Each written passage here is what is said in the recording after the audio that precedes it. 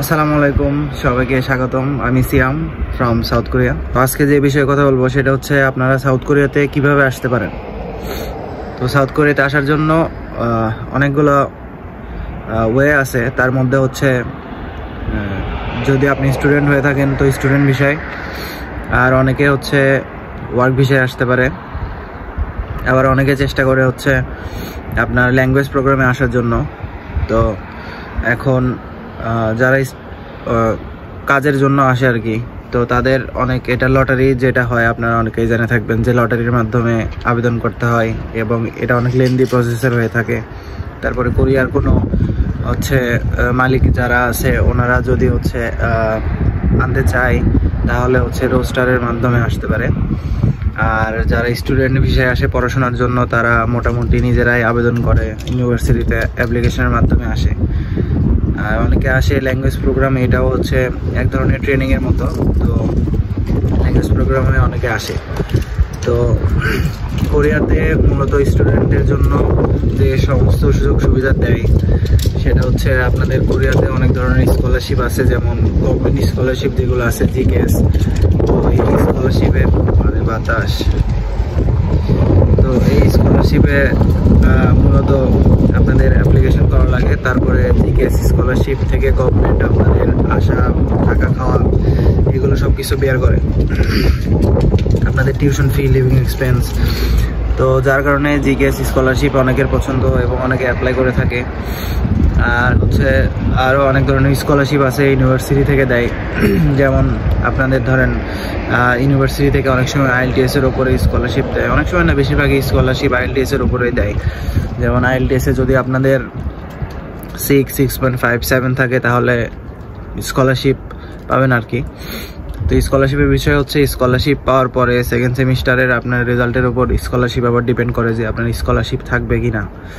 তো আর অনেকে জিজ্ঞাসা করছেন যে হচ্ছে কি ধরনের সুযোগ সুবিধা আসলে কোরিয়াতে আছে যার কারণে আপনারা কোরিয়া নিয়ে এখন চিন্তা ভাবনা করবেন।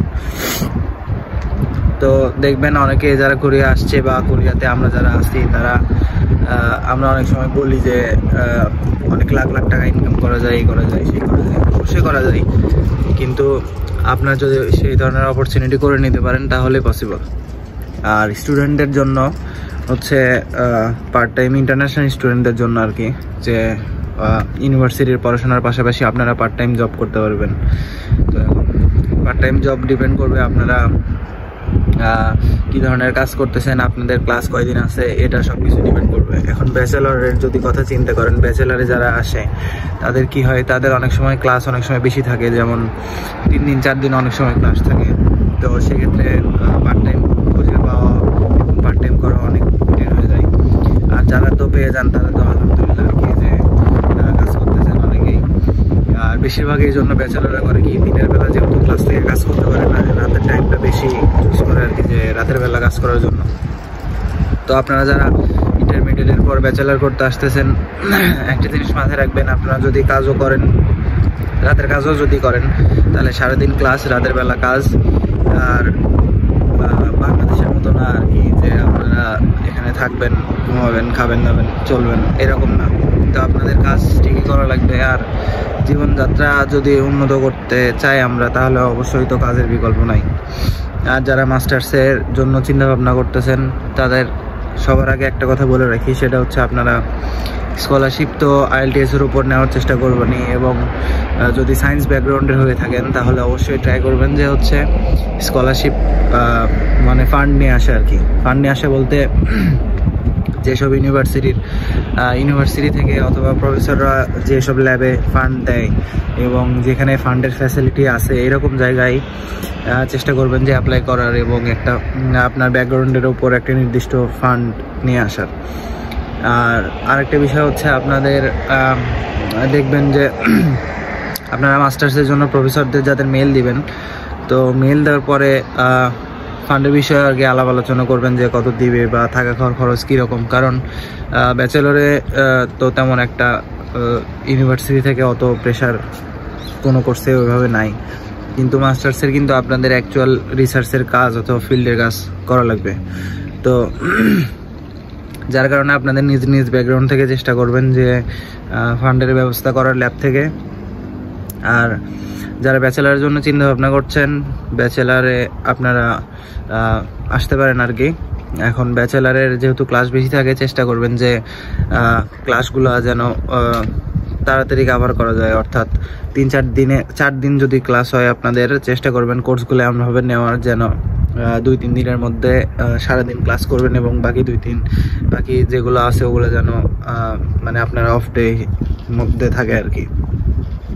তো এখন কথা হচ্ছে আরেকটি বিষয়, আপনাদের শনি রবি তো এখানে হচ্ছে হলিডে আর কি, অফ ডে।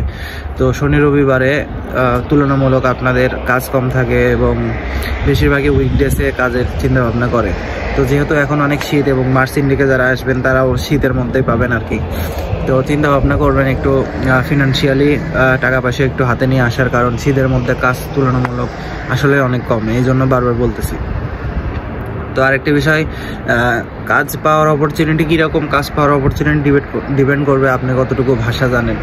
তো আপনি যদি কোরিয়ান ভাষাটা শিখে আসেন এবং কোরিয়ান যে ল্যাঙ্গুয়েজ আছে এটা যদি আপনারা ভালো মতো বলতে পারেন অ্যাটলিস্ট কমিউনিকেশন পর্যন্ত, তাহলে মোটামুটি দেখা যাচ্ছে বিভিন্ন রেস্টুরেন্টে আপনারা যারা কাজ করে তারা করতে পারবেন আর কি। যে রেস্টুরেন্টের কাজগুলো আছে এখানে অনেক ল্যাঙ্গুয়েজ চাই।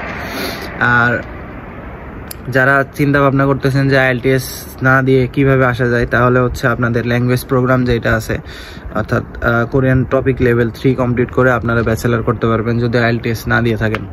তো IELTS দেওয়ার সুবিধা হচ্ছে IELTS এর উপরে আপনারা যে স্কলারশিপ ইউনিভার্সিটি থেকে পাবেন, এটা আপনাদের জন্য অনেক হেল্পফুল হবে। তো এসব বিষয় মাথায় রাখবেন। আর সবার জন্য শুভকামনা। এই ছিল আজকের মতো। সবাই ভালো থাকবেন, সুস্থ থাকবেন। আর আপনাদের যদি কোশ্চেন থাকে অবশ্যই কমেন্টে লিখে রাখবেন, আমি চেষ্টা করব ভিডিও করে দেওয়ার। তো সবাই আমার জন্য দোয়া করবেন, ভালো থাকবেন, সুস্থ থাকবেন। আসসালামু আলাইকুম, আল্লাহ হাফেজ।